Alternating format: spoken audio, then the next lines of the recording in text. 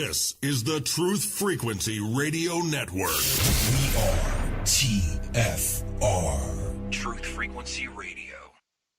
If you shut up the truth and bury it under the ground, it will only grow and gather to itself such explosive force that on the day it bursts out, it will blow up everything in its way.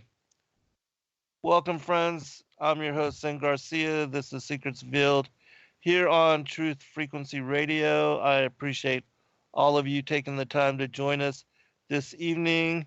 I have as special guests both authors S. Douglas Woodward and W. Kent Smith. Kent, are you there, brother? Yes, I'm here. My hair is Sam. What's up? All right. Hey, I appreciate you joining us. And Doug, are you there, brother? I am indeed. All right, excellent. And both of these guys are prolific writers, and I'm going to let each share their website contact information and just talk about, briefly your latest book projects and where people can go to find your work. Kent, we'll start with you, and then we'll go with Doug. Right on. Oh, I was thinking age before beauty, but I'll go ahead and take the Alphabetical. There you go. All right. Okay, so W. Kent Smith, my website is called the Lost Stories channel. It's where you can find all my writings and also articles for all the books that I've written. It's the, www.loststorieschannel.com. And that's where you'll find the primary book that we'll be discussing tonight called Tales of Forever, the unfolding drama of God's hidden hand in history, which focuses in on the 5,500-year prophecy that has pretty much been, as Doug would suggest, suppressed since the Reformation times. But it actually existed for, 15 centuries, untouched and untainted. And most people are completely ignorant of this fact because we've basically sort of a backlash against the Catholic book that was basically the Masoretic text took over at that point. So, but like I say, that's Tales of Forever, and that's my website. Doug? Cool. So you can find me a couple of different ways. The official title of my website is Faith Happens with a hyphen, faith-happens.com. You can also find me by searching on Doomsday Doug. So I use that as a marketing handle, so it makes it easier for people to remember how to find me. I have a website, been out there for quite a number of years, and just kind of redone it recently. So I think people will enjoy looking through it. And let's see. And so also you can find me on Facebook. I have an active page on Facebook, so you can find me at Facebook / S. Douglas Woodward, and S as in Stephen. And you can also find my books. I am beginning to sell books on my website. And if you like my books and want to buy them, I can sign them for you through doing it there. But most people buy my materials through Amazon, where I have both printed and ebook or Kindle versions of my books. I've written, I think I'm up to 17 now, so I've written a few. And so anyway, that's a great way to find me, and you can reach me email-wise at doug@faith-happens.com. And I entertain people contacting me to ask questions and tell me where I'm wrong. Hey, Doug, can you briefly just describe your latest 3 books and also the one that we're going to be discussing specific to the 5,500-year prophecy? Right. Well, so I've written quite a few books, as I mentioned. Probably on prophecy, a book I wrote is The Next Great War in the Middle East, which deals with what's been going on in the Middle East for the past few years, the relationship with Russia to the whole Gog-Magog concept and war. So that book deals with that. A book called Revising Reality with Anthony Patch, Gon Shimura, and Josh Peck. And we deal with the cosmology, a cosmology that involves things like the Nephilim and and other things that are kind of on the fringe. And so in addition to that, Let's see, I've written a book with Gary Huffman called The Revealing, which deals with what happens after the rapture, what comes next, and we have some controversial proposals out there in terms of which really ties into Romans 8 in terms of the creation waiting sort of on tiptoe for us to be revealed as the sons of God. And so we get into what that really amounts to, and then the book I have been talking to in the last few months has been a book called Rebooting the Bible, and the caption or the subtitle is part 1, exposing the second century conspiracy to corrupt the scripture and alter biblical chronology. So I'm dealing with the conspiracy, which we'll talk about from the first century. And then part 2 will be I'll be working on that this summer, hope to have it out late summer, early fall. And it's really dealing with reconciling the primeval biblical history, which is really the first 11 chapters of Genesis, with modern day archaeology and alternate history, such as the Graham Hancocks and the Robert Buvals and people like that. So I'm definitely a glutton for punishment. So anyway, those are the projects I'm working on.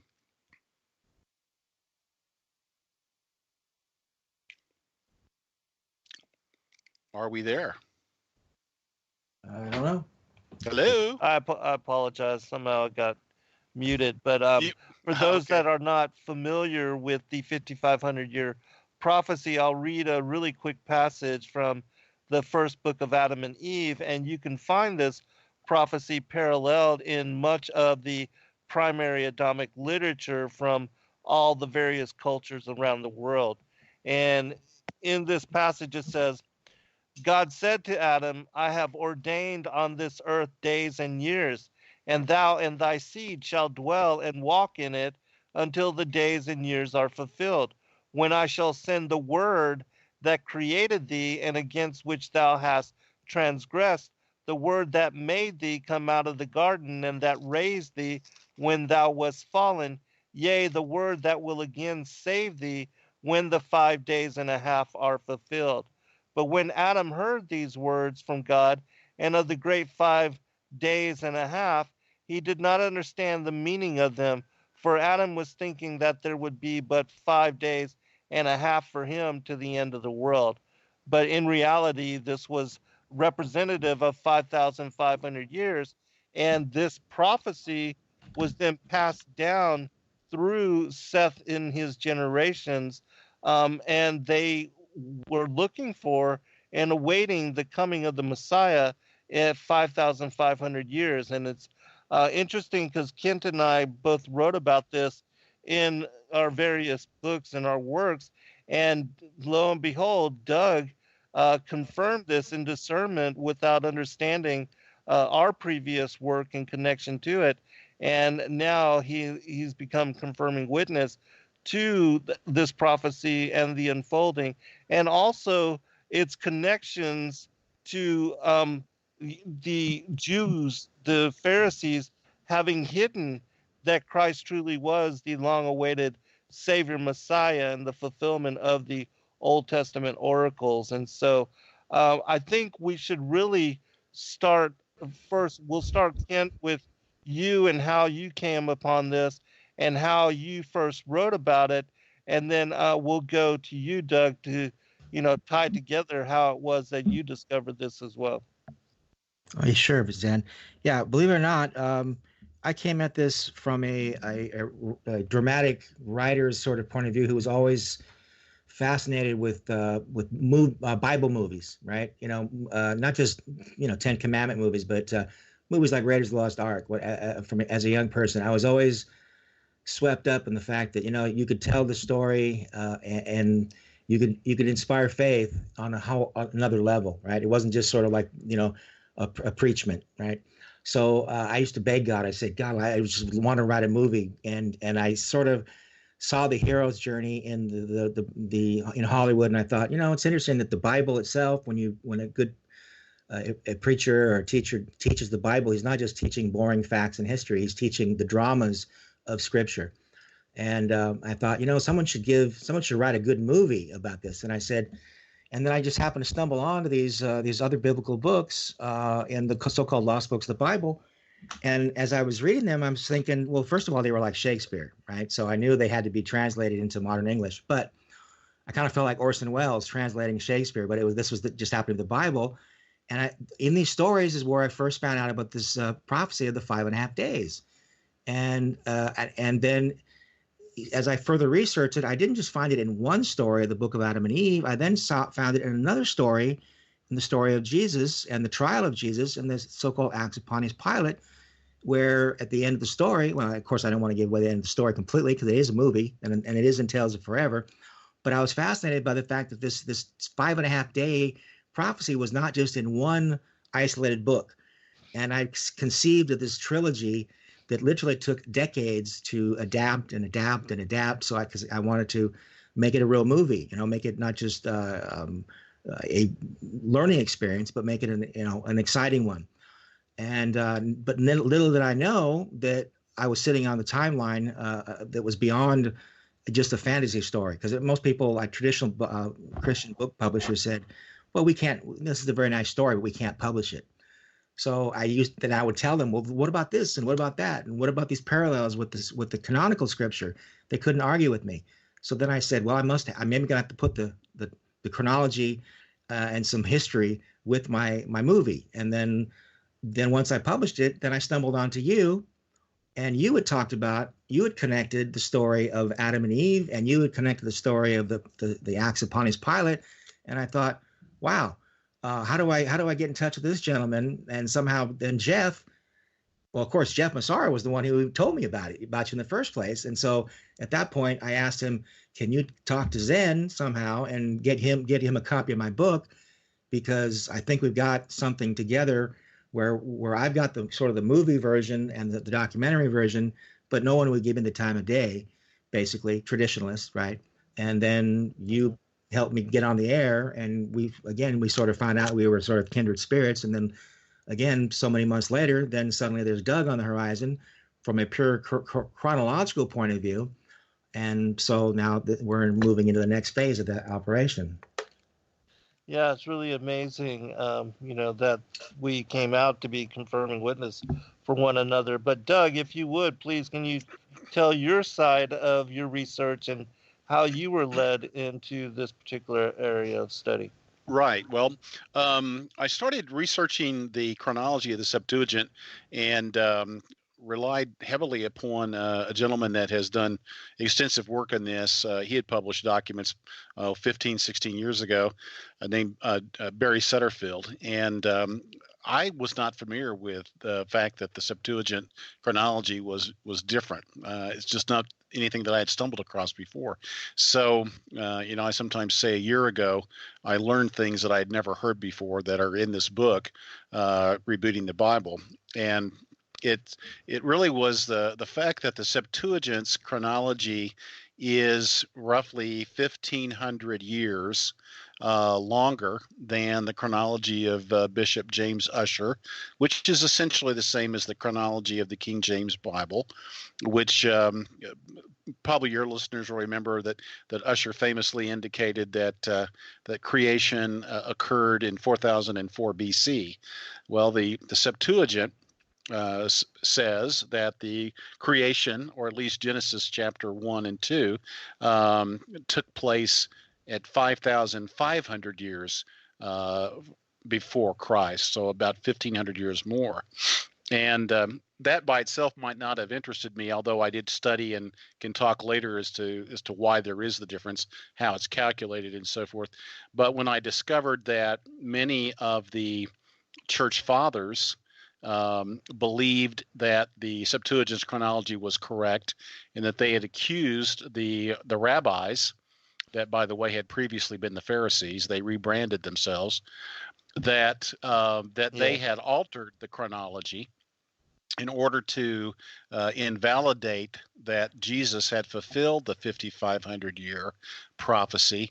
I became very intrigued. And then as I studied it more and more and saw scholars from both before and after the Reformation confirming that the chronology of the Septuagint is the authentic chronology, and that Ussher's chronology and the popular chronology that we're familiar with, which really, frankly, young Earth creationism is based on, tightly tied together with that, or tightly coupled. Then I realized, wow, there's a story here, a story that needs to be told, and then of course at that time I didn't really know why there was this belief that there was, that the Messiah was going to come 5,500 years after Adam. That wasn't clear to me, but it was alluded to by a number of the folks that had written research papers that I had studied, and then Jeff Massaro pointed out to me that this guy named Kent Smith had written a book that's really sort of built all around this notion of this 5,500-year prophecy, and so obviously that piqued my interest. And so digging into that, I realized, oh, that's the reason. That was the belief that even the early church had, that Jesus had in fact fulfilled this prophecy, and that was why, for instance, Justin Martyr accused the Jewish rabbis in 160 A.D. in his book. A dialogue with Trypho, that the Jewish rabbis had corrupted the Old Testament in order to invalidate Jesus of Nazareth being the Messiah. Right. Yeah, absolutely. Even in the Gospel of Nicodemus, at the very end, they go through and reveal the breakdown, a numerical breakdown of the 5,500-year prophecy, and speaking to Pontius Pilate. After revealing it to him, they implore him to not share it with anybody or let anybody know, for fear of, reprisals from the public for having killed the Son of God and their Savior Messiah. And so, they knew and they hid it, and they purposely deceived even their own people. And so, can you elaborate a little bit more about this and why you think they did it? Of course, we know it was to hide that he was Savior Messiah, but any other opinions on that? Sure. I'll fill in some more of the details there. There really are two things that they were corrupting. Essentially, they went through and identified probably a couple of dozen messianic passages, which I've been outlining. I outlined in the book and have been outlining with articles on my website, the specific passages in the Old Testament that they were changing to basically make it look like that the traditional view of salvation by following the law was in fact what the Messiah was going to reinforce, instead of the fact that it would be salvation by grace through faith. So they changed many of those verses. They changed the mission of the Messiah, which the mission of the Messiah was to come and to include the Gentiles into the people of God. And so there again, there are verses in Isaiah, in the Psalms, in the Pentateuch, that in Amos, for instance, that talk about the nature of the Messiah, what he will do, who he is, his origin, his destiny, and so forth. So that's one element of the corruption. The second element, which really deals with chronology, has to do with Genesis 5 and Genesis 11, and these are the two really called chrono genealogies, meaning they're chronologies and genealogies both mixed together, if you will. And so in Genesis 5 and in Genesis 11, they alter the number of years essentially before the particular patriarchs, when those patriarchs had the child that became what I would call the child of promise, not necessarily the firstborn, but the child through whom the lineage leading to Messiah would take place. Mm-hmm. So an example would be that Enoch was the father of Methuselah. Obviously, going back to Adam, Adam was the father of Seth. And so when you look at these genealogies, you see the connection all the way from Adam all the way down to Abraham, and Noah is right in the middle. And so the genealogies in Genesis 5 take you to Noah, and then in Genesis 11 you start with Shem and you go to Abraham. And so I can get into more detail, but essentially it's in those areas where it's 1,386 years there that are subtracted from the chronology, and then there's about another 190 or so years in the related to Daniel chapter 9. And it was what occurred was essentially the Seder Olam Rabbah, which was the chronology put together in the 2nd century AD by the disciples of Rabbi Akiba, who's kind of the heavy in this whole story of corruption. They created, in effect, the Jewish calendar. And of course, again, your listeners probably know the Jewish calendar date is like 5779. Well, the real calendar date would be about 7612. So, in other words, if you really understand the chronology of the Old Testament and you go with the Septuagint's chronology and you add back in the 190 years or so that they took out when they did the Seder Olam Rabbah, which had to do with a number of Persian kings that ruled after they conquered Babylon. So it deals with the Xerxes and the Artaxerxes and the Dariuses and all that. So they cut out a number of generations there. And again, they were cutting out more years. So what they wanted to do was invalidate that, again, that Jesus did not come 5,500 years. He came 4,000 years. And so he could not have been the Messiah. Yeah, absolutely. I don't know if you've looked into this as far as the latest. There's been a lot of research on the Tartarian Empire and how this history of this empire and how it used to be like a world power. It's been excluded completely from the annals and the records and the historical accounts, and not a lot of people know about. But people studying a lot of the ancient maps, that this has also come out recently and been an area of interest for a lot of alternative truth investigators.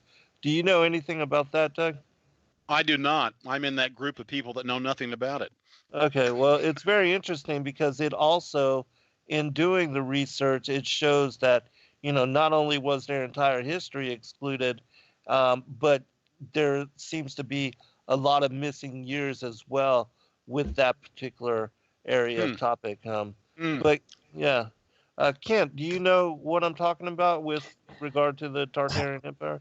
Well, we touched on that briefly in probably one of Yeah. our last shows, and I like Doug also, and was not aware of that lost chapter of history. So I confess my ignorance at the time, and have since have not.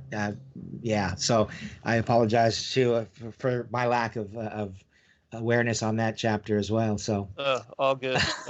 I'm sorry. Yeah, I was just So now you've just piqued wondering. our interest. We've got to know what Yeah. it is. Yeah, most certainly.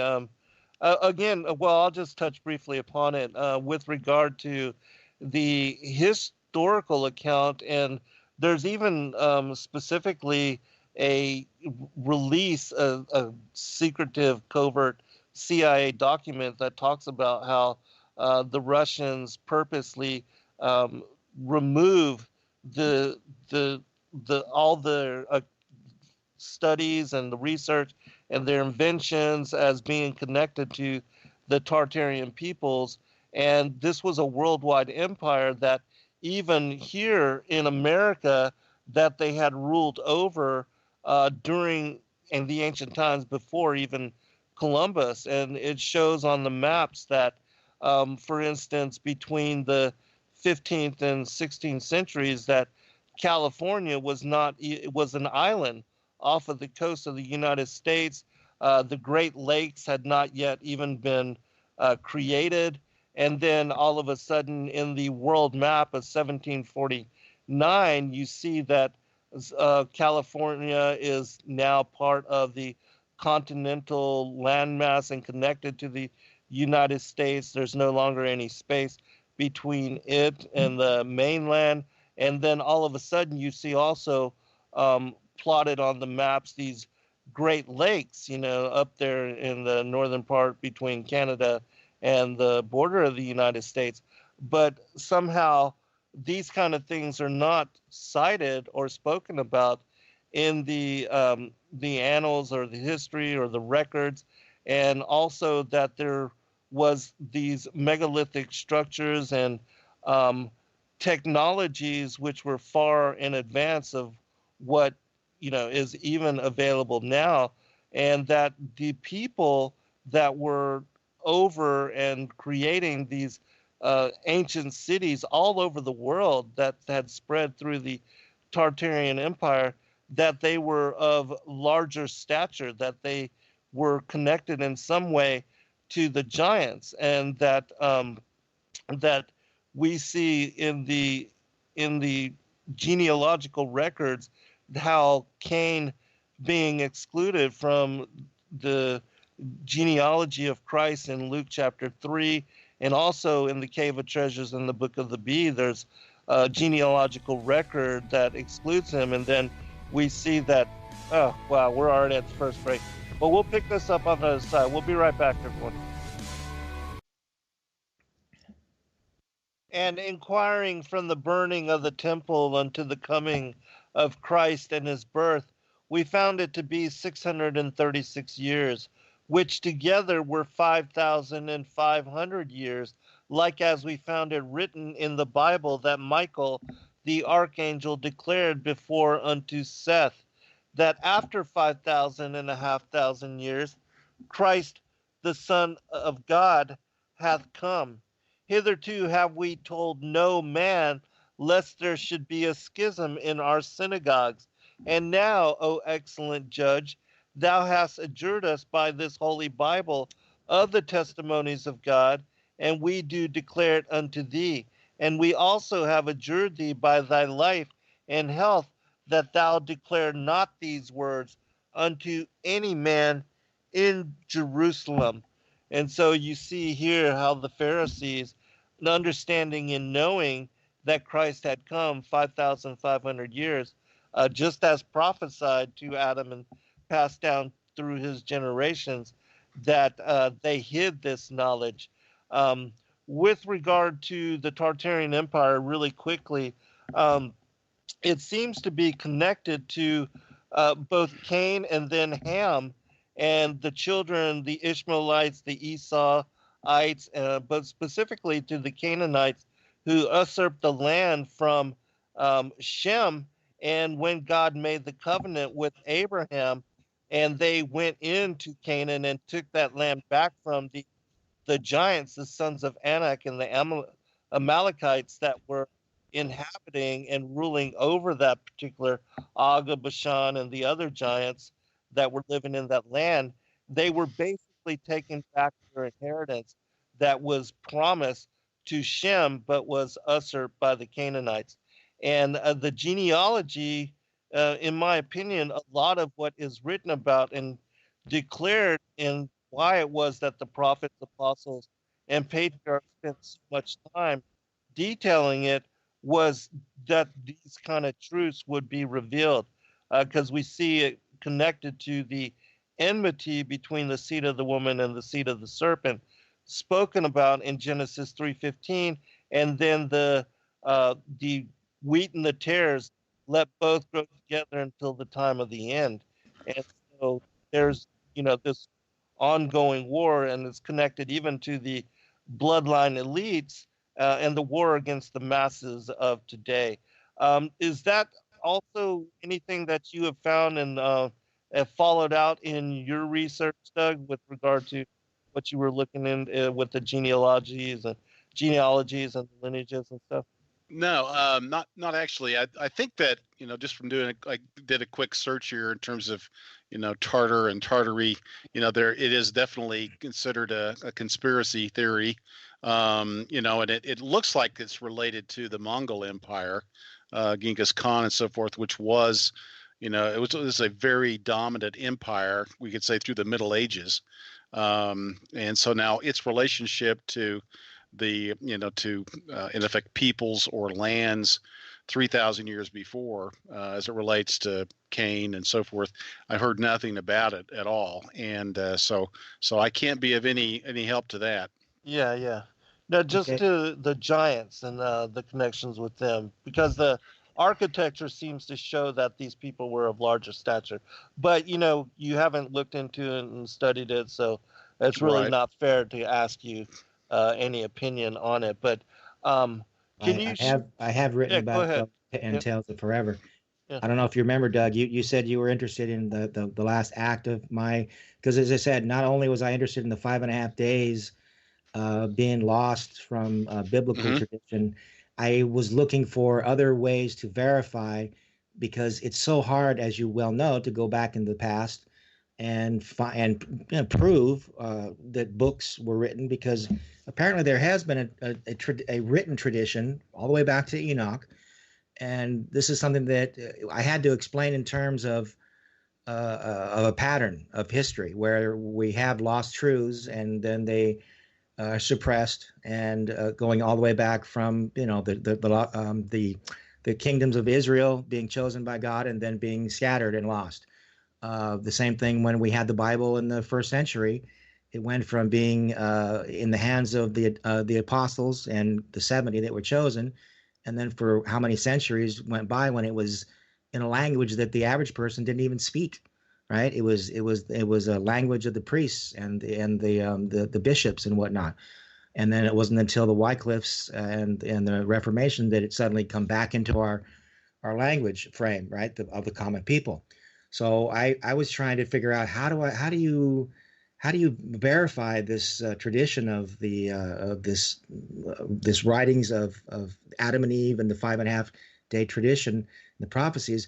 And so I stumbled onto, I did some pyramidology studies, because if anybody knows about that, you have chronology of the biblical timeline, and that was when I discovered the connection between the pyramid and the patriarchs, because it wasn't until I was researching Adam Rutherford that I discovered the story of the 5.5 days, connecting not just with a story of Adam and Eve or the Gospel of Nicodemus. Suddenly, it was the Septuagint that all the early church fathers confessed to believing in. Um, and that's also where you find out about the 5,500 year being connected to the Ark of the Covenant. So whereas Doug, Yeah.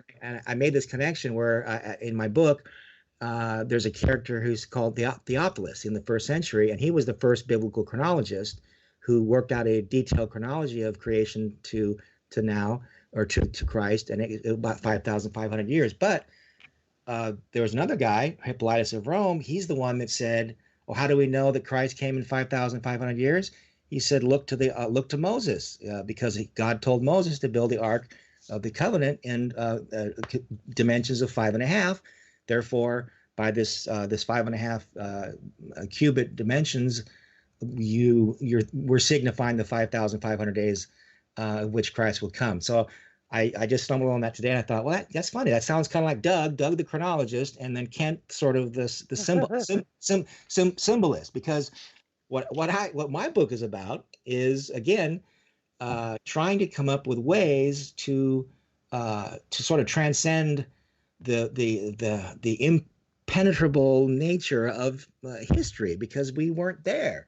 So Right. when you have the pyramid and its edifice, and it's a chronology in stone. It's mathematical, and it turns out through great amounts of research, the number 5, it turns out, is not only is the number 5 the number one number in the pyramid, according to all these pyramidologists.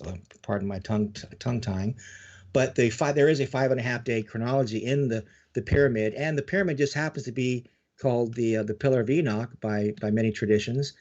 And so I then conjectured, well, how could the pyramid have preserved this wisdom of the 5.5 days, so that in the latter days we would have a way to kind of verify the impossibility of books, because most historians say, oh, writing was created in when was writing traditionally thought to be created, Doug?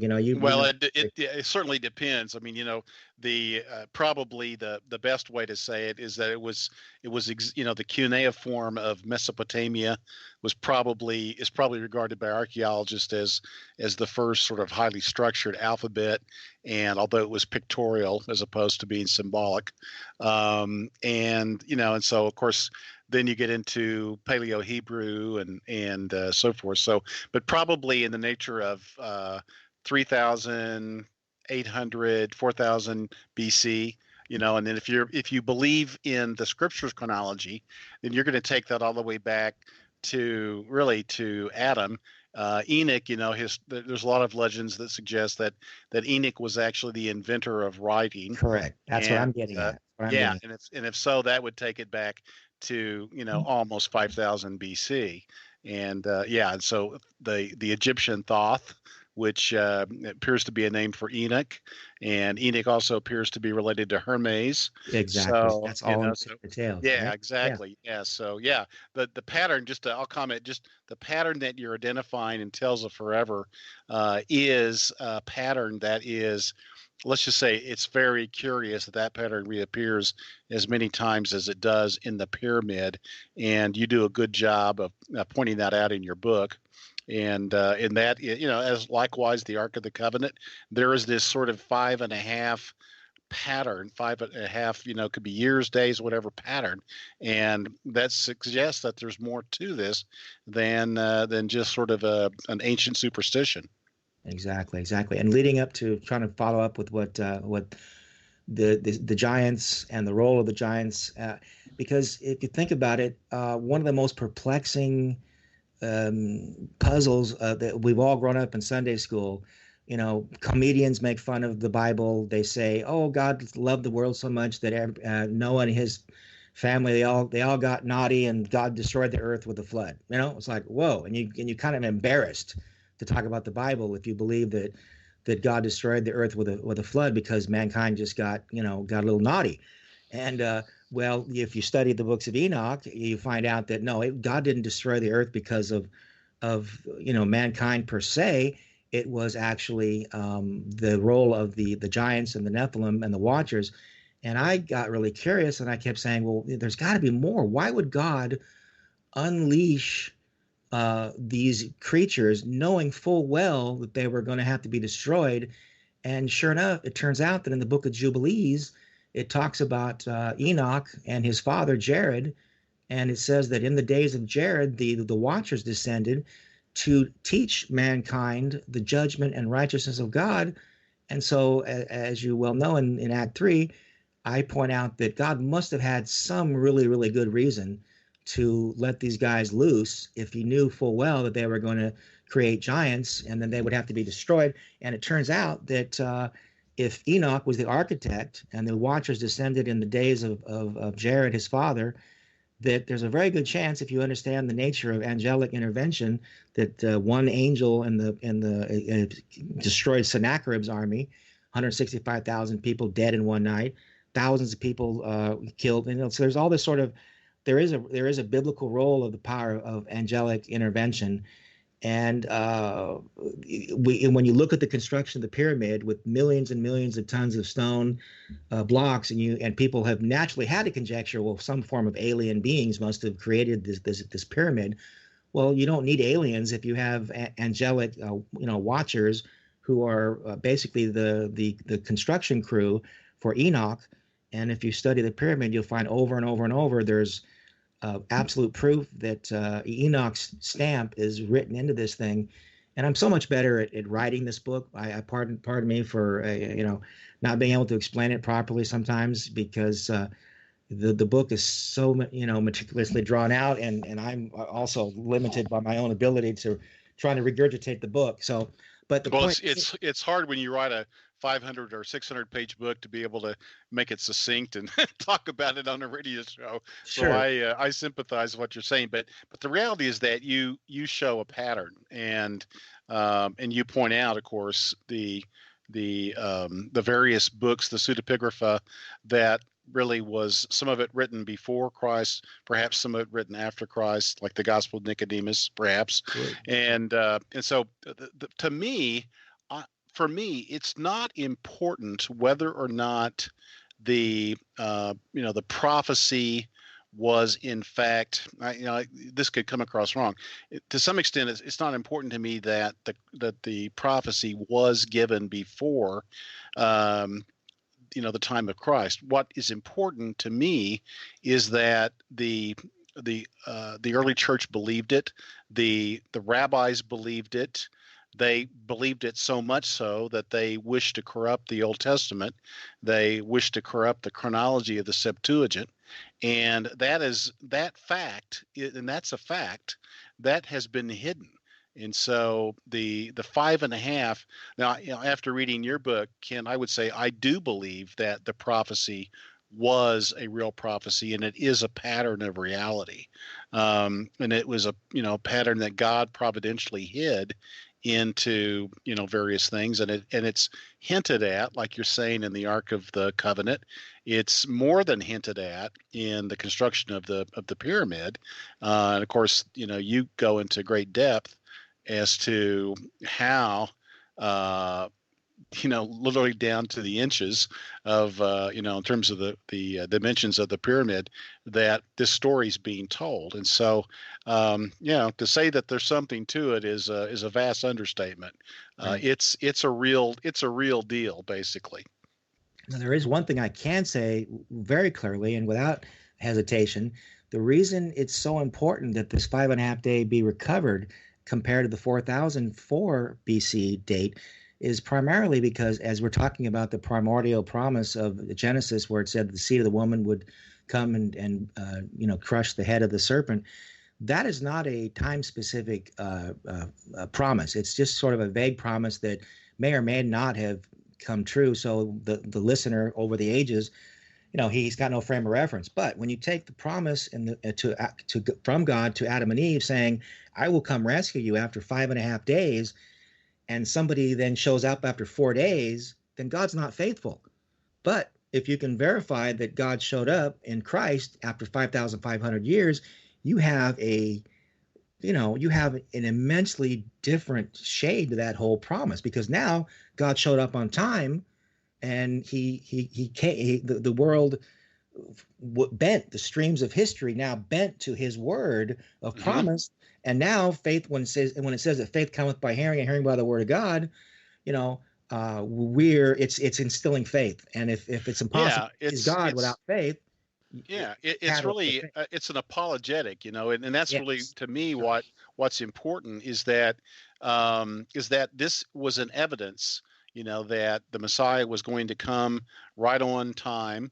And he did come right on in time, and the Pharisees, cum rabbis, decided that they needed to corrupt the Bible itself, the Old Testament, in order to try to disprove that Jesus was the Messiah.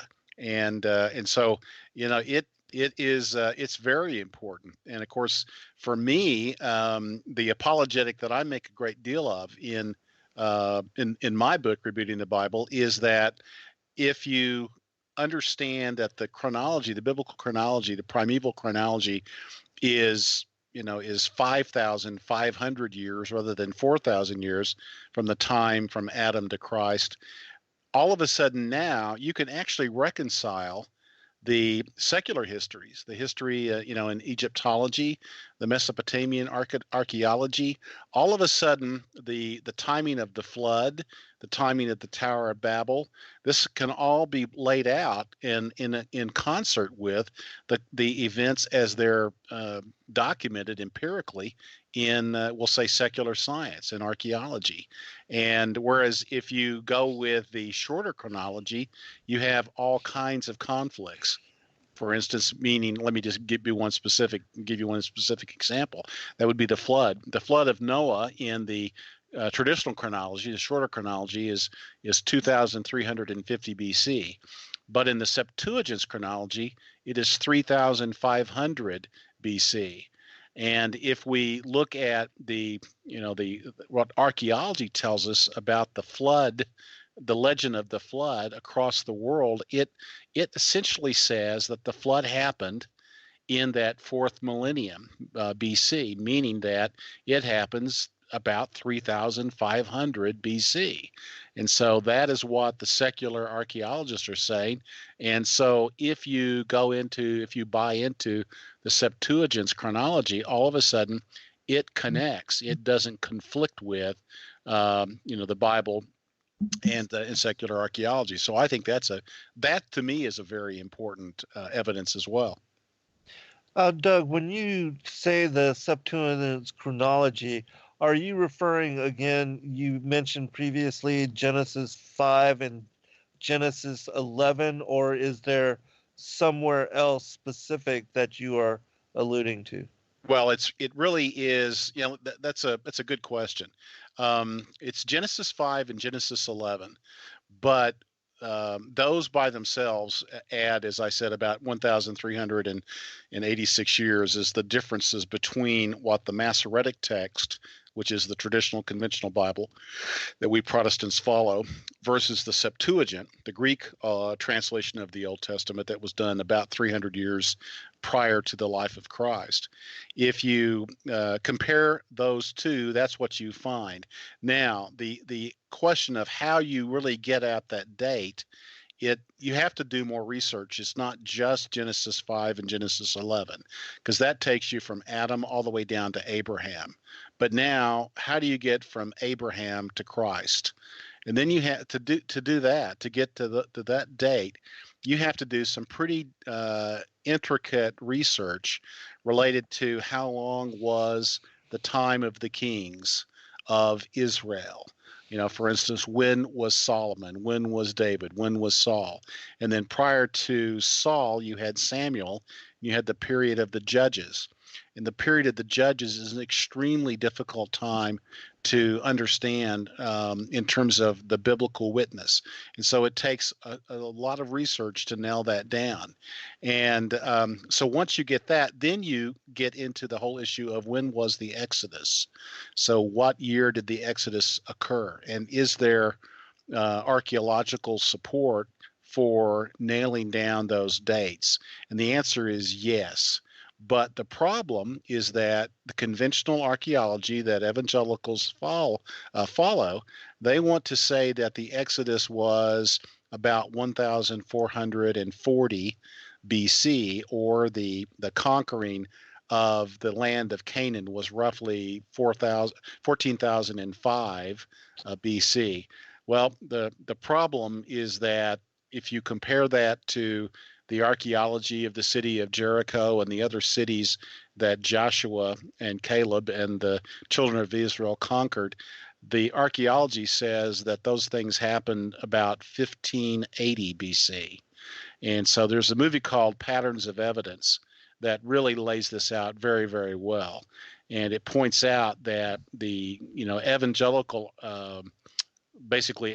archaeology based upon Ussher and the King James Bible and so forth, it gets the date wrong. And so once you get that date wrong, and you miss the date of the Exodus, then you're starting to get really far off in terms of century after century that you've gotten wrong. The other key thing that you have to work out is the length of time that the Israelites were slaves in Israel. And there's really two different views in the Bible. One is that it was for 400 years. The other was that it was for, basically 200 years. And the work that I've done, based upon work of other people, is that the actual time of slavery for the Israelites was 100 years. The time from the Exodus until the time of the promise to Abraham was 430 years, which corresponds with what Paul says in the New Testament. Right, 430. Yeah. Yeah, and so once you get that, what you find out is that there's a 215-year period from the initial promise to Abraham, when Abraham was essentially 70 years old, and then from that point until the time of the enslavement until the time of the Israelites in Egypt, it's 215 years, and from the time from essentially when Jacob comes into Egypt. Jacob has become Israel, comes into Egypt. Now it's 215 years from that point until the time of the Exodus. So when you link all these things together, and that's really what I do in Rebooting the Bible, is I build the chronology step by step. And what that does is it then validates that the chronology is 5,500 years. I actually calculate about 5,600 years. And I won't go into detail as to why there's a slight difference there, but it is essentially 5.5 millennium. And so that's how I got to it. And it turns out that many of the church fathers, they gave dates for when Adam was born and so forth, when Adam was created, and it's 5.5 millennium. And so there's concurrence there. And then there's also post-Reformation, more recently. There's at least a dozen authors that also confirm the same. And so what turns out to be the sort of standard conventional evangelical chronology is just flat wrong. And it hurts our witness and it hurts our evangelism because it puts us in conflict with science. So, all right. So there you go. Awesome. Well, when we return from break and we have second hour, can you share some of the passages or some of the details of the church fathers that spoke about the 5,500 year prophecy? Yes, Yeah. I'll go look up some of those, and I know that you've got a great list of them, don't you, Kent? I've got them right in front of me. I have my Excellent. on text. Perfect. That'll be something you get to do then. All right, we'll tag team then. We'll be right back, everybody. We're almost at break for the second hour, and we'll go into this in great detail. And when we return, I'll share a passage from the Book of the Bee, which is slightly off. It mentions 5,200 years, but gives a breakdown. We'll be right back, everyone. All right, welcome back, everybody, for second hour. I'm your host, Zen Garcia. This is Secrets Revealed here on Truth Frequency Radio. I have as guests with me both authors S. Douglas Woodward and W. Kent Smith, and we are speaking about the 5,500-year prophecy of the coming of Christ given to Adam when he was actually banished from paradise.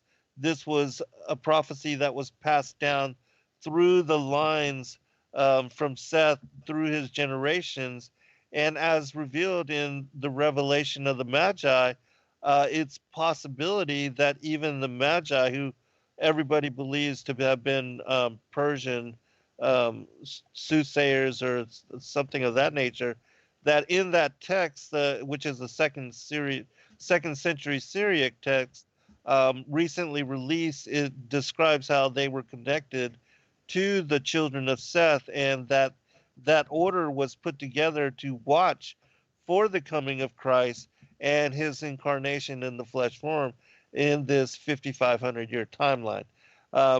Really quickly, I'd like to share a passage from the Book of the Bee, which details a 5,265 year timeline and gives some details. And it's interesting in that it also connects with what Doug had mentioned from Abraham to the Exodus being 430 years. I'll read this really quickly. It says, from Adam to the flood was 2,262 years. From the flood to Abraham was 1,015 years. From Abraham to the Exodus from Egypt was 430 years. From the Exodus to Solomon and the building of the temple was 400 years. From Solomon to the first captivity, which Nebuchadnezzar led away captive, 495 years. From the first captivity to the prophesying of Daniel was 180 years. And from the prophesying of Daniel to the birth of our Lord, 483 years, which adds up to 5,265 years, close to the 5,500 year prophecy. And that's just another outside source which confirms this 5,500 year timeline. And so let's go back to Kent. Kent, if you would maybe share a couple of passages from different, from the different church fathers, and then we'll go to Doug. Okay, but before I do that, I do want to get to that. But speaking of the cave, speaking of the Book of the Bee, there is another, because you mentioned the Cave of Treasures, but there is actually, are you speaking of the Book of the Cave of Treasures, Zen, or are you just referring to the Adam and Eve story? Because there is a book of the Cave of Treasures. It was supposedly written by Ephraim the Syrian, who mentions the 5,500-year prophecy. Yes, the Cave of Treasures also makes mention of it, several different texts. And then, this passage that I just read from is from the Book of the Bee, which both the Book of the Bee and the Cave of Treasures, they share, in parallel of much of what they cover in content with regard to the biblical narrative. Because this book does actually break it down, not just 5,200 years, but actually 5,500 years. Mm-hmm. And it's attributed to Ephraim the Syrian. And what's interesting, though, is the man that brought it into the English translation, E.A. Wallace Budge, who was well known for translating the Egyptian Book of the Dead. In his book, it's interesting that he says that, quote unquote, there is no doubt whatsoever that the writer of the Cave of Treasures borrowed largely from the book of Adam and Eve, where God promised more than once to Adam that after 5.5 days, i.e. 5,500 years, he would send a Redeemer into the world who would save Adam and his descendants from the destruction which his sin in paradise had incurred. Mm-hmm. Moreover, Budge confirmed the literary link between the two texts in his recounting of the rediscovery of the Cave of Treasures, in which he stated the famous author of the Catalogue of Oriental Manuscripts in the Vatican Library, one Giuseppe Assamani, described a Syriac manuscript containing a series of apocryphal works which contain the history of a period of 5,500 years, i.e. from the creation of Adam to the birth of Christ, and that it was a historical chronicle based upon the scriptures. But no attempt was made to publish the Syriac text. In fact, little attention was paid to it until August Dillmann, the 19th century German Orientalist, began to study the Book of Adam and Eve in connection with it, and then he noticed that the contents of whole sections of the Cave of Treasures in Syriac and the Book of Adam and Eve in Ethiopic were identical. Awesome. That is awesome. Okay.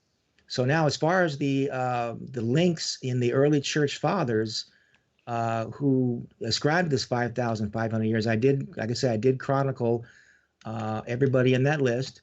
And besides Theophilus and besides the Ephraim the Syrian that I mentioned before, another early church fathers who was very famous, but yet very I guess you could say underrated. I don't know if you can apply that to church fathers, right? His name was Julius Africanus. He was a Libyan historian and chronologist of the late 2nd and early 3rd century. But whereas most people have not heard of this Africanus gentleman, he is highly regarded for his influence on other more well-known figures among later church fathers, most notably Eusebius. Everybody knows about Eusebius. But the sort of the man behind the man was this gentleman called Julius of Africanus. And he said in his book, he says, "Why should I speak of the 3 myriad years of the Phoenicians or the follies of the Chaldeans with their 48 myriads?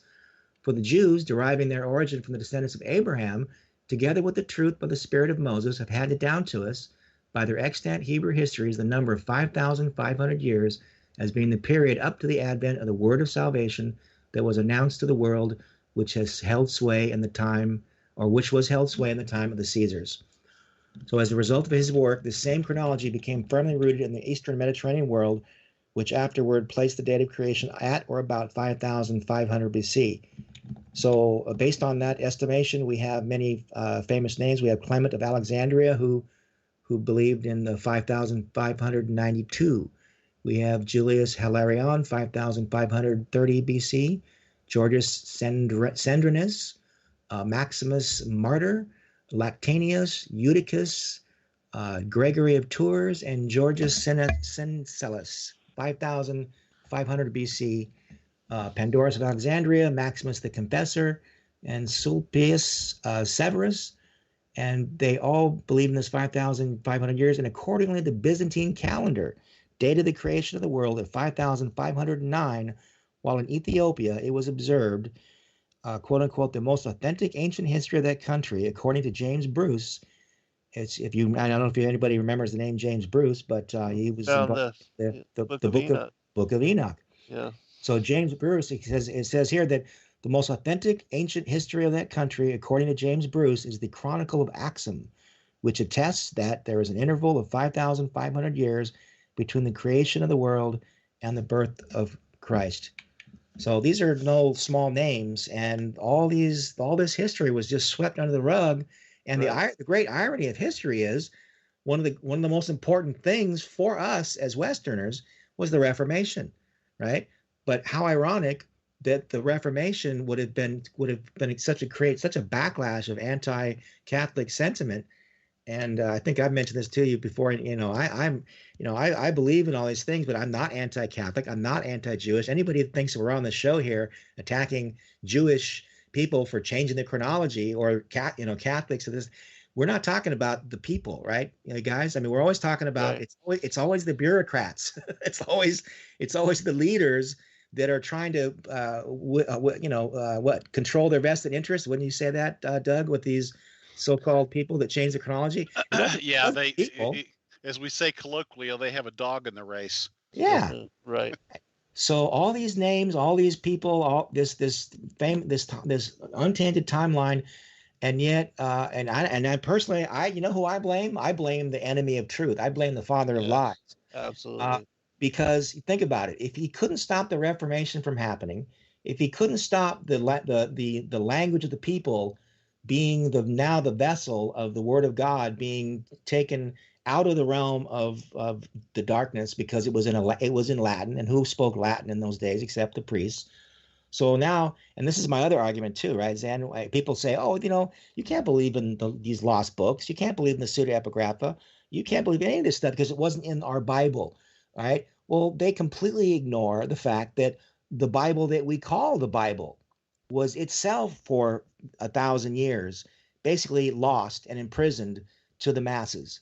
So if you're going to throw out the other pseudepigrapha, you're going to throw out these other books that are corroborative to the canon, like the Book of Enoch, that stood side by side with the Book of Revelation up until the Council of Nicaea basically kind of threw it out. And the only reason they did it was because the church fathers basically were uncomfortable with Enoch's angelology. So it was all there. So these people are trying to say, oh, you can't believe in these things because they were lost for a reason. Well, was the canon lost for a reason for 1,000 years? I would argue, and Doug would back me up on this, I would think that that's the pattern that I've been trying to demonstrate, that didn't just happen with the pseudepigrapha. It didn't just it happened with Enoch's writings. So the reason we have biblical allusions to Enoch's written tradition, it was lost. Why was it lost? The same reason why the Israelites got scattered and got punished, because God gave his word. The mankind who was the recipient of God's word basically took it for granted. Instead of taking it as responsibility to be a light and to be salt, they said, oh, well, that we're privileged. And this pattern keeps repeating over and over and over and over. And it's not like God fell off his throne. It's just that he's a stickler to, you're going to appreciate my word. And and this is the other subplot of the Tales of Forever, is that it doesn't just get lost for a reason and then get rediscovered haphazardly. The set times, in the same way that Christ came the first time according to a set time of 5,500 years, I can also show you in other subplots of the storyline that the Reformation kind of came right on time. Because why? Because the printing press. And where's the printing press? You can actually find the printing press in the timeline of the pyramids chronology. So the fact that we then had the printing press, and what was the first thing that we printed on the printing press? What was Gutenberg's first publication? Right? It was the Bible. The Bible, of course. Yeah. So, but if you can show it in terms of a timeline of God's set times, of him being faithful to, I told you ahead of time that I'm going to do something, and if the devil comes along and tries to stop it, what he's now going to do, he's going to take this 5,500 year chronology that was literally happening up until the time of the printing press, up until the time of the Reformation. And the great irony of the Reformation is, at that great moment where this truth could have been known, and you and I wouldn't even be on the radio arguing about it, you might say, because we're not arguing, but I mean, we're arguing with traditionalists. The Reformation became the very vessel of where we became so anti-Catholic for whatever reason that they were afraid of this Septuagint Bible that I guess, I don't know, somewhere, have you read, Doug, that I think something to the effect of, they said that the Luther and his followers knew that the Catholics were using the Septuagint to base their feast days or something, and they didn't want to have anything Catholic or something. So they decided to in favor of the Septuagint, they decided to go with the Masoretic text. And at that point, then suddenly Bishop Ussher comes along, sort of an unwitting, co-conspirator, and he then perpetuates and creates this whole thing of the 4004 BC. And then so if you can't, like they said, the devil can't beat him, so he joins them. And instead of having a great victory at the moment when the word of God is becoming in the articulate tongue of the masses, this amazing proof of God's time-specific promise is swept under the rug. And now 400 years later, we have to thank some of our 1840, 1850 guys, who I quote in my book, by the way, Nathan Rouse, who in 1850 reminded us this timeline was around till, and I read that last time. So when we get a chance, we'll weave that into the storyline too, where I can quote Nathan Rouse in 1850, where he talks about how the Protestant church is the only church that does not follow this 500-year timeline, because the Greek Orthodox Church to this day pretty much still does, right? I don't know if you're Yeah. The Greek Orthodox Church follows the Septuagint. The Vulgate, I need to go look specifically at the Vulgate, but I know that the Vulgate was based primarily on the Masoretic text, because Jerome learned Hebrew, and he studied. He moved back to Israel to become thoroughly conversant with Hebrew, and his friends had told him that, his Jewish friends had told him that, well, that if you're going to create a Latin translation of the Bible, you should work from the Hebrew, not from the Greek. You should work from the original. And of course, the trick is that the Hebrew had been changed about 250 years before Jerome wrote or translated into the Vulgate. And so, so there was a problem with that. So anyway, yes, the idea that the Protestants are the primary promoters of the shorter chronology, that is absolutely correct. And of course, that's why the primary opponents that I have for what I've written in Rebooting the Bible would be those that are King James only people, because the King James essentially, of course, it basically states that the 4,000-year time frame from Adam to Christ is of course, that's their inerrant view that the Bible can't make mistakes, and therefore that can't possibly be wrong. And so they overlook a few other facts regarding the messianic prophecies. And of course, one of the points I make is that if you really look at the question of whether or not the Old Testament King James has in effect errors in it, is you need to compare it to the New Testament King James. The New Testament King James provides over 300 quotations of the Old Testament, which is probably no surprise to us. And in those quotations, it corrects, you might say, the Masoretic text, and it gets the prophecies right. And why is that? Well, because it's quoting from the Septuagint. It's not quoting from the Masoretic. And so that's one of the things I labor to do in the book, is point that out. Despite the fact that I point that out, I think rather clearly, the King James only folks are so ideologically committed to the King James that they actually refuse to look at the evidence. Right. And so they basically say that I'm a heathen. In fact, I've actually been called a Jesuit. That figures. Yeah.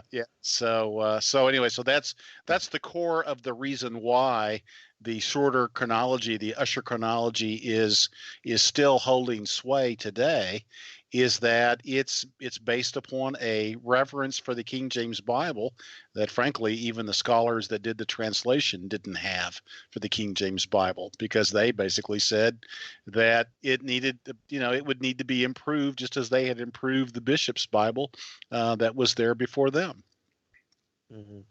I'd like to remind people as well, too, that in the early establishment of the church after the life of Christ in the Great Commission of the Apostles, that there was no canon for several hundred years in regard to, what we have now.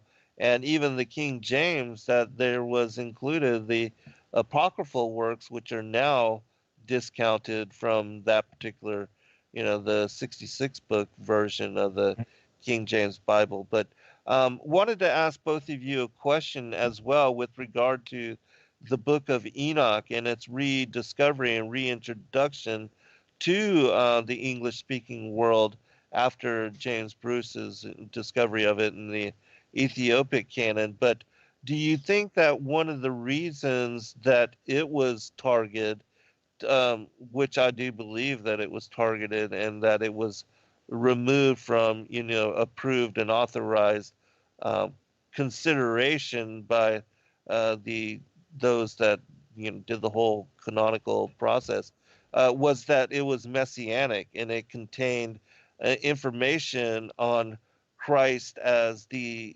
elect one and the Son of Man, as referenced and alluded to in the first book of Enoch, and that because there was such a fight and a struggle against Yahushua being the Savior Messiah, that perhaps that was one of the reasons for it being, condemned and criticized in such manner by certain powers that be. Well, would you like me to tackle that? I have a proviso, but yeah, go for it. Well, then go ahead. We have one Okay. of them. One of the reasons why I think is because, again, we're so enamored with the 7,000 and the 6,000 timeline. Actually, First Enoch actually introduces a 10-week breakdown of human history, where he clearly talks about the church age and the age of the Israelites and their role before the church, and that there's even a generation where the sheep are going to be given a sword, which actually I would think would be speak of that generation of the church that would have to be removed before the man of sin could be taken away, because we never get to hear about the power of the church. Everybody talks about the rapture like everybody's sitting around like hat in hand trying to get the heck out of here because the world's going to hell in a handbasket.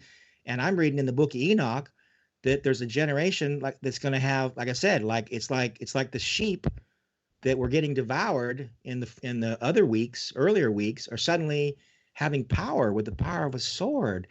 And I'm thinking this could be interesting because it's a 10-week prophecy, which obviously flies in the face of the so-called 7,000 year prophecy that everybody keeps running around about. And because if you think about it, everybody thought if Christ is coming after 5.5 days, that in 500 AD, this is spoken of quite often in the early church fathers, they were convinced the world was going to end in 500 because it had to end in 6,000 years.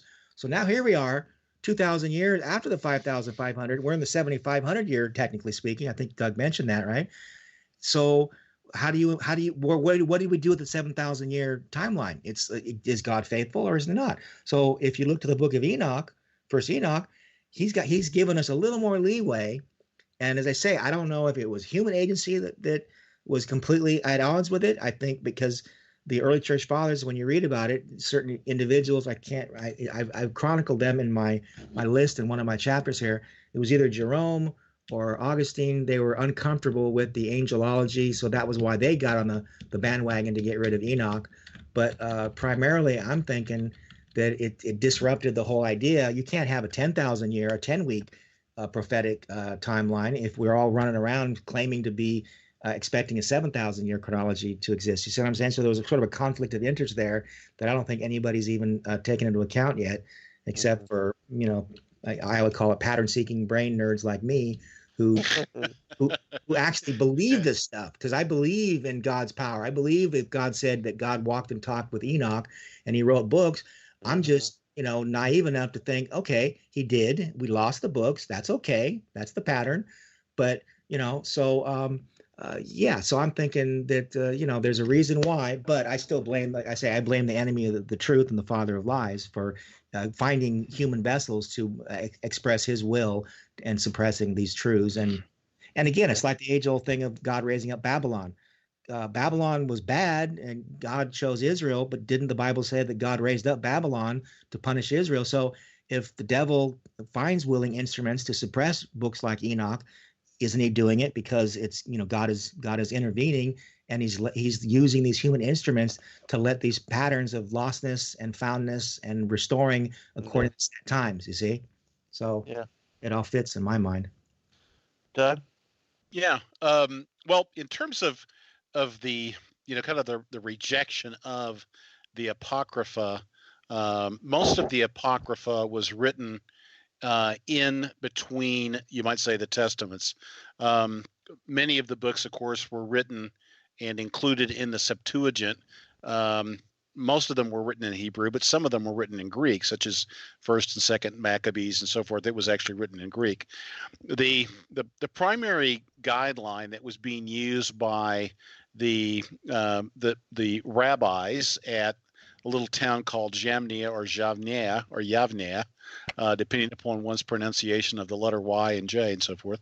And this was where they gathered after the temple had been destroyed in 70 AD. They founded a school, and it's there that they, among other things, corrupted the Old Testament, but they also decided on what their canon would be, although they didn't use that term. But they essentially decided that any book that was written after the time of Nehemiah and essentially Malachi, which was really the last prophet of the Old Testament, that any book written after that period of time would not be included in their Bible. And I think in part that was because they were fearful that there were testimonies in these books written in this period that would reinforce Jesus as the Messiah, because by 100 AD, they looked at the Septuagint, even though it was translated from the Old Testament Hebrew, they looked at it as the Christian Bible. And so that's one of the reasons why they wanted to make changes to it. And then it's also the reason why they created, or in effect sponsored, new Greek versions of the Old Testament to be created that would be disseminated throughout the diaspora, so that all the synagogues would have a corrected Greek Old Testament, because by that time folks throughout the diaspora did not speak and most did not read Hebrew. Right. And so they had to have Greek. So the question was, got to stop. We're going to come right back there and talk about that when we get back. Yeah, we'll pick it up shortly. Be right back for final segment, everyone. All right, welcome back, everybody, for final segment. The show is going by quickly. Let me turn it back over to you, Doug, so you can finish up with your thought. Yeah. So we were talking about, why a lot of why the apocryphal books, and really that would include also the pseudepigraphas, so-called, were not included in the Jewish Old Testament, and because that's also, whatever they included would turn out to be what would not be included in the Protestant New Testament either, in the Protestant Bible. But anyway, let me go back. So after Nehemiah, after the prophecy of Malachi, it was deemed that there would be no additional prophecy given, that it was all said and done. And so books that were created in that period, the quiet period, as sometimes this is called, really in the sort of the 4th, 3rd, 2nd centuries before BC, before Christ, books written there, many of which appear in the Septuagint, and will come to appear later in the Vulgate and in the 1611 version of the King James, were not included by the Jewish rabbis when they finalized more or less their canon around 100 AD, and that was the principle. And the suspicion that one could have would be that they were rejecting the Alexandrian, which was the Septuagint was created in Alexandria, Egypt. They rejected that Greek Bible because it had become, by that time, 100 AD, had become the Christian Bible. It was being used by the Christian evangelists. We know them as the apostles and disciples and so forth. They were quoting the Septuagint, and were quoting the you might say the authentic or original prophecies, the way that they were written in the original Hebrew, and it was those verses that were causing people to convert to become Christians and leaving the Jewish faith, if you will. And so they mistrusted that. Obviously, they decided they would change the Old Testament, and they would then create new Greek Bibles. And they created three by a guy named Aquila, guy named Symmachus, and another one named Theodotion. And those three Greek Bibles Old Testaments were written in the 2nd century AD. And so the Apocrypha and the Pseudepigrapha, like the Book of Enoch, were rejected because it's believed they were written in that period of time. Now there's debate, there's a lot that would say that, Enoch was written by Enoch himself and so forth. The scholarship would not agree with that, but regardless, that was the kind of the principle that was causing those books to be rejected. Now, what's interesting, of course, is that the Christians at the Reformation decided, Luther and Calvin decided that because the rabbis had rejected the Apocrypha, that they would therefore not accept it. In effect, it had to be considered of secondary value, and so it was distinguished, and it was considered also deuterocanonical, in the Vulgate and in the Septuagint. It was not considered to be canonized, inspired, in effect, from which doctrine could be created and so forth. And so it was really because the rabbis no longer believed that prophecy could happen, and yet the Christian church, of course, believed that the most inspired prophet of all was this guy named Jesus.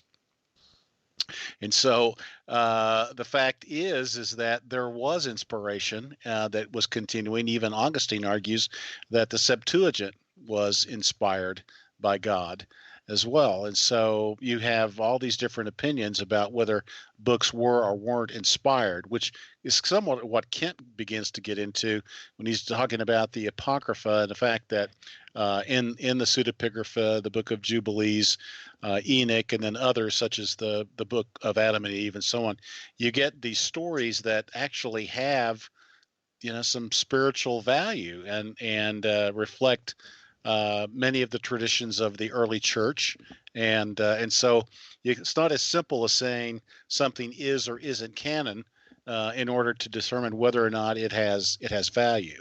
So anyway, so that's a long-winded response to the question of why were these books rejected. I wanted to bring up a point that has recently come to discovery as well. A Dr. Stephen Guide and his brother Zavetin Gardaski, they released in 2006 a series of books called the Thracian Script Decoded. And what is interesting about the Thracian Script Decoded is that this culture dates back to the oldest archaeological discoveries, to artifacts which are dated to like 6,000 and 7,000 BC, and really illustrious and beautiful artifacts, really refined gold and silver.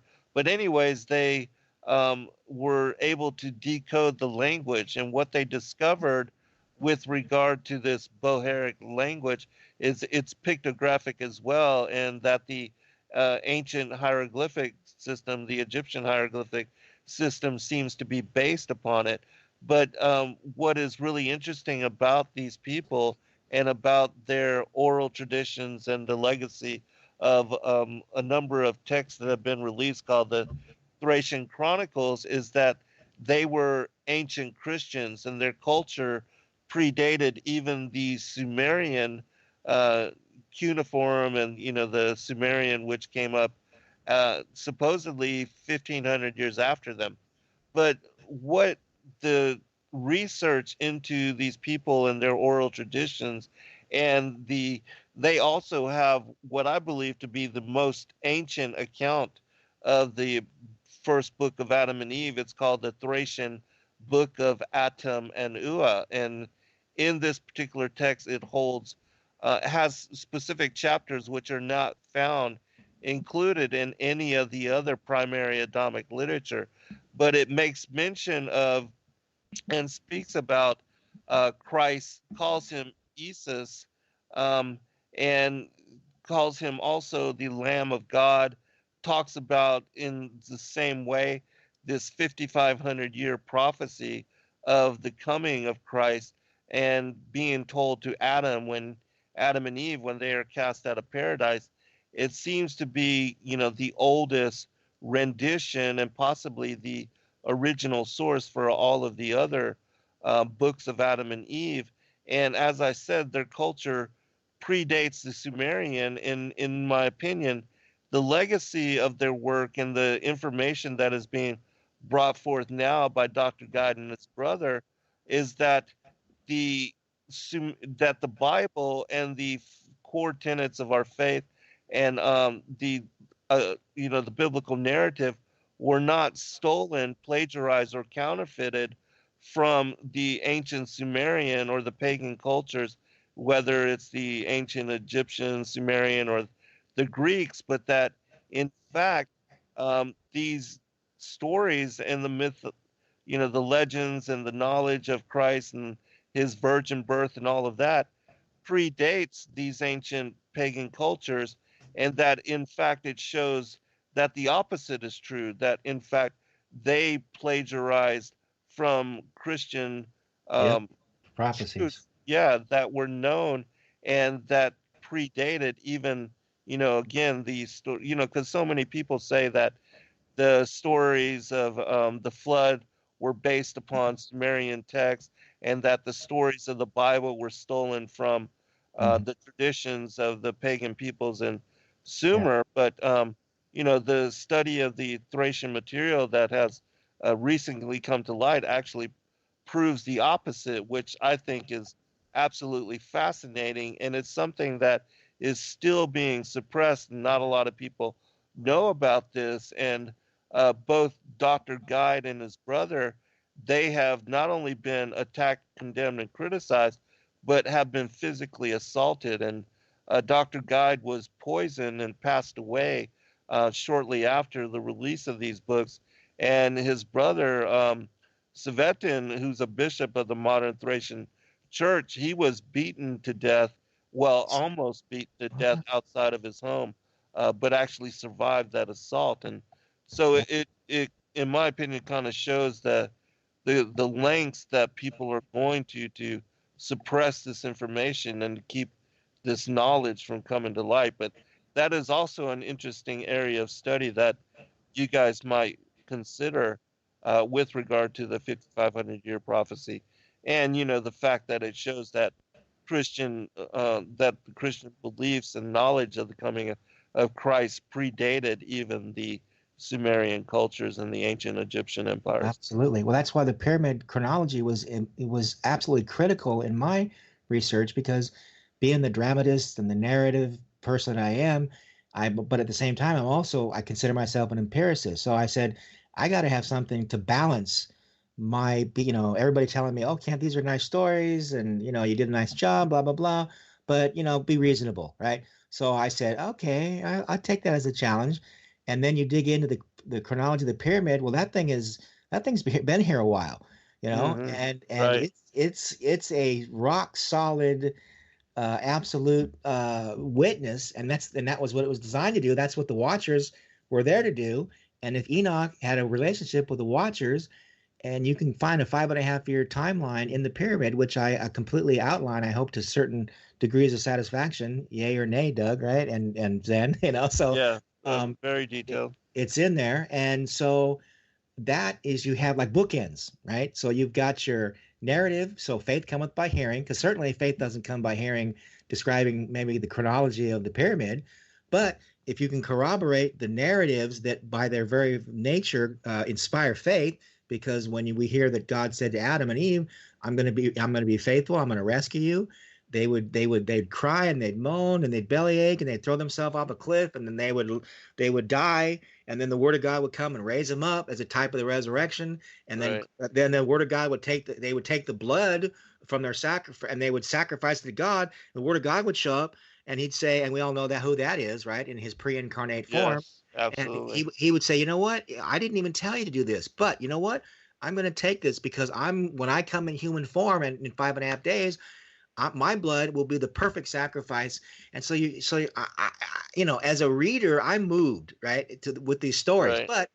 but trying to get it to the mass audience, trying to get beyond this bulwark of skepticism and doubt because of the brainwashing that we've gone through for so many hundreds of years now since the negative side of the Reformation. So now we're treated like heretics, and we're treated like fringe, elements. And so you've got the chronology of the pyramid with the 5.5 days built in, and you can't argue with the symbolism, because what is it again? The keynote address of Tales of Forever is when God deigned to communicate. He doesn't just communicate in English or Hebrew. He communicates through mathematics, and he communicates in a language of narrative dramas that transcend interpretation. So no matter what language you're speaking, these dramas of death and resurrection, the dramas of mathematics of the 5.5 days, these speak to the whole world, not just to Americans, not just to Protestants, right? Somebody should have the sense to realize, it's a universal message, and isn't that what God's been trying to get across to the house of Israel for how many centuries? Because they thought, oh, we're the chosen people. Chosen for what? Chosen to be privileged, or chosen to be a vessel, chosen to be a light, chosen, as Doug was saying about the thing that these bureaucrats, Jewish bureaucrats, and again, not Jewish people, but the bureaucrats, they wanted to keep the knowledge of God's always using the children of Abraham to bless the Gentiles as well as the Jewish people, because technically, Abraham wasn't even a Jew, and Judah wasn't even a Jew. The word Jew didn't even occur in history until after the Babylonian captivity, and a lot of people just assume, we grow up another traditional frame of reference, that all the promises of chosenness go to the Jews, but always built in was that they were going to eventually have this break out, and through Christ, save the whole world. And if it's a whole world salvation program, then shouldn't we expect a universal message? And we can demonstrate this in the 5.5 day mathematical, set times prophecy, and it being a dramatic narrative, and these stories being brought back to light. So faith cometh by hearing, whether it's English or whether it's mathematics. Doug? Wow. Okay, so that was a mouthful. So I'm trying to decide. Okay, so where do I jump in on that? Gosh, well, I was thinking about while Kent was talking, I was looking up about the Thracians. I'm going, wow, Zent's got these. He's talking about the Charters, and then he's talking about the Thracians, and I got to figure out where all this is coming from. But anyway, I was kind of looking up that it looks like those were really the ancient the ancient Bulgarians. The Thracians were the predecessors to the Greeks and to the Romans. Right. And so Herodotus mentions them in his histories. But yeah, you're dealing with with a people that would have emerged not long. I mean, that would be some of the of Japheth's offspring. Yes, exactly. that moved not too far from the ark, because they were sort of in Turkey and northern Greece. So anyway, so that's that appears to be where they were coming from. But in terms of whether or not they had the prophecy, I find that pretty intriguing. That if they had the 5.5 millennium prophecy, and if I think I would love to see. I'd love to see links to those articles. I'd like to learn about this guy before he gets beaten up again, apparently. So, I'd be glad to share some information with him. That's what I love about this show. I learn from Zen. Zen learns from me. Now, Doug, we got everybody is spurring each other on to greater heights of awareness, and rather than having this conversation in the dark in some room here we are with the technology of radio and the internet, and people are hopefully being enlightened and blessed and intrigued by our conversation. And speaking of that, boys and girls, I really need to mention before I run out of time, This is the anniversary of D-Day and Zen's story about the kind of persecution that people in other lands they were trying to get this truth out. Here we are, blessed on the day of the 75th anniversary of D-Day, where men and women have fought for our freedom to have this technology and to be able to survive what other people haven't survived. And if those people in those other countries, obviously they're connected, right? So if they can find out that they're not alone with this great mission of the revival of this 5.5 day, because as we said, the Greek Orthodox have always had this, and it's high time that we stop the division where the Western nations think that they're the only bunch on the block that God has chosen, and whether it was the split of 500, what was it, 500 AD, right? The bull of Constantinople that excommunicated, the so-called West excommunicated the East, and then 1,000 years later, then we supposedly got excommunicated as Protestants, and the Eastern Orthodox Church has been holding on to the Book of Enoch and holding on. They actually celebrate Pontius Pilate's birthday. He has a feast day, because of the book of the Gospel of Nicodemus, which was called the Acts of Pontius Pilate. And they're looking around going, well, whatever happened to us? Who excommunicated us, right? So no, it's just a study of the schisms of the church, Right. and the various creeds, the Nicene Creed, and then the Chalcedonian Creed, and all that. Most evangelicals they're not creedal in terms of their history, and so I wrote an article for Prophecy in the News magazine where I talked about the Chalcedonian Creed. And I was surrounded by Baptists. They had no idea what I was talking about. And I said this was the creed that basically split the many of the churches off from one another back in 450. It happened about 50 miles up the road from Nicaea in Chalcedon, and the church just evangelicals by and large are pretty ignorant of church history. And certainly you get into this issue of the Septuagint and the chronology, you say the Apocrypha, and every one of the evangelicals, they sort of run for cover. It's like, it's like right. Quick, hide. I don't want to, that's heresy. I can't even think about that. And, and we talk about the Book of Enoch, and we talk about, these other lesser known, And the Pillar of Enoch. Yeah, the Pillar of Pillar of Enoch. Yeah, all these things, it Type becomes very frightening for people that are essentially have been, I would say, brainwashed, conditioned to just pay attention to the King James Bible and nothing else.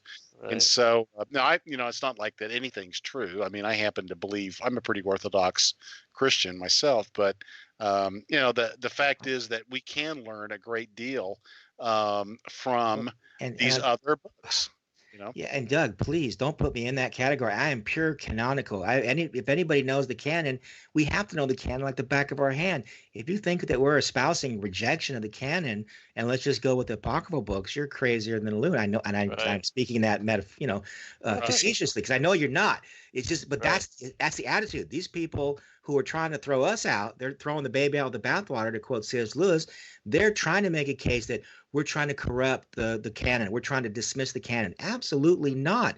I've spent, like I say, decades, and that's the part of the book, right, Doug and Zen? I mean, the opening 120 pages is synthesizing these books with the canon. So if anybody can refute my knowledge of the canonical stories, I'll eat the pages that I wrote. So anybody that's trying to say that we're rejecting the canon, it's nonsense. We're revering the canon, but we're revering the God who inspired the canon, and we're revering the God who in the book of Hebrews says that Enoch walked and talked with God, and God took him, for he had this good report that he pleased God, and he wrote a book, and there's a literary tradition, and we're resurrecting it. And the thing is, we're resurrecting it on D-Day, 75 years later.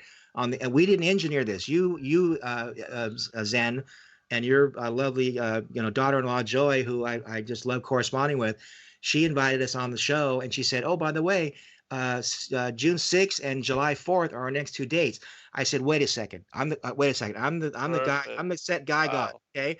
And I'm saying, you mean I'm gonna get to talk to Doug and Zen on the anniversary of D-Day, and then our next show will be anniversary of the American Revolution, which Wow. Yeah. is who could how could anybody engineer this? So this is not, if we're not talking about the God of set times keeping his promise to to allow it to be lost. He gave it the knowledge, he allowed it to be lost, and now according to the set times, it's coming back on the stage of world history. And if anybody can appreciate these set times, I don't know if you have a pulse or not, or if you love God's word as much as you say you do. So I don't mean to be rude or anything, but back to you. Amazing. Guys, we got just 3 minutes remaining, and so if you would give out your website, contact information again, and just quick final comment. We'll go to Doug first, and then Kent. Okay. You there. Yeah, you can find me. I publish at least one long article every week on my website, which is faith-happens.com, or you can just search for Doomsday Doug, all one word.com. I have a Facebook account, S. Douglas Woodward, Facebook / S. Douglas Woodward, S as in Stephen. And you can find my books on Amazon, both printed copies, print paperback as well as Kindle. And again, you can just search for S. Douglas Woodward on Amazon and find me there. And you can correspond with me via doug@faith-happens.com. Excellent. Kent? Well, yeah, I'm really excited to say not only is the book is available on the Lost Stories channel, it's also, I can say, like Doug too, as well, available on Amazon.com. But what I'm getting so excited and tongue-tied about is I'm proud and happy to announce that my book is also available on Zen Garcia's website. Yeah, Right, sacredwordpublishing.com. Yeah, Sacred. How exciting is that to be invited to be part of the family of Sacred Publishing, Sacred Word Publishing. So my book is there as well. I think we just got first order. Joy emailed me today and say, "Kent, let's get this order out." I'm like, "Okay, I'm kind of tied up right now, but I'll get right back to you." Awesome. Very good. Thank you for that. Right? That's awesome. Yeah. Well, I'm looking forward to our follow up on July 4th, and I will definitely send Doug you some information on the Thracian Chronicles stuff and some of the ancient book of Atamanua. And hey, I appreciate you guys coming on and our being able to elaborate on this lost tradition. Kent, you want a final comment real quick? We got 1 minute. Well, yeah, okay, in a minute. Doug, is that even possible? I've only known you for a short time. Well, it took you 600 pages to write a book. I don't know. Can Exactly. you do it? Yeah, right. You're the guy that wrote part 1 at 450, so don't tell me. That's true. Yeah, I'm just linking So your pot chain. calls the kettle black once again. No, I just want to say again is that I do believe that the God of the set times is right on time. He's right on schedule, and that's a God that you can trust. You can hang your hat on him. If you're a sinner, you're a saint. And technically, God came to rescue sinners. So if you ever doubted God's faithfulness, how in the light of him keeping this promise after 5.5 days, right on schedule, and this truth being revived, I think it's an amazing time to learn about this and just marvel at God's faithfulness. God bless everybody. We appreciate you. Thanks, Doug and Yeah, Kent. thank you. Thank you. Talk to you guys again soon. Be blessed, All right. everyone. Thanks, guys. Shalom.